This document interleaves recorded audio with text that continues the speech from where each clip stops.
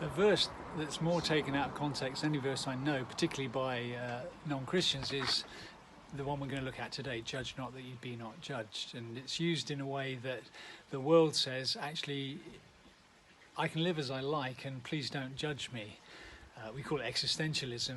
You make up our own rules, the way we want to live, and we don't expect anyone to tell us it's not the way to live. And we then should then apply the same amount of rules, and we would superficially say, judge not that you be not judged. And so it's important for us as we look at the life of flourishing to know exactly what Jesus means. So let's look at these verses together. Matthew 7 and verse 1. Do not judge, or you too will be judged. For in the same way you judge others, you will be judged. Others will judge you by the way in which you judge them. And with the measure you use, it will be measured to you. So here we are in the vegetable garden. And today's illustration is looking at radishes, picking a bunch of radishes today.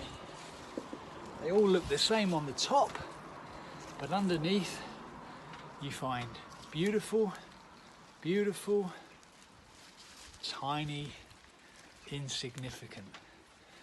And yet the top looks fine.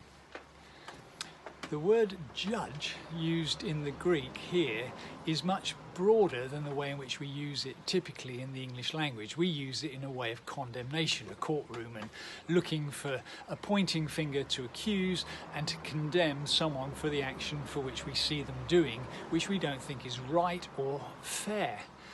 But judgment here is a broader word, which we would probably use the word discernment. Chapter 7 is talking about how we learn to discern good from evil. And it's not saying we mustn't do that. In fact, we've got pigs, dogs, wolves, fruit, all to look at in Matthew chapter 7. What Jesus is driving at is a hypocrisy and a superficiality. Two practical applications. Firstly, Jesus is saying, look beneath the surface. Don't judge someone by the colour of their skin, their education, their accent, the mistakes they may have made. Go deeper. Investigate. Evaluate fully before you make any judgment about their life. The second thing he's talking about is avoid hypocrisy. The measure you use will be the same one, the yardstick that you use for yourself. I.e., if you're driving at 75 miles an hour along a motorway, don't judge someone doing 90 as if they're somehow worse than you. You're both breaking the law. Avoid that judgmentalism, that criticism that can just well up inside us, that wants to make ourselves superior to others. So God wants us to flourish. He wants us to be in a flourishing garden, and he is looking beneath the surface at our hearts. He wants us to be fruitful.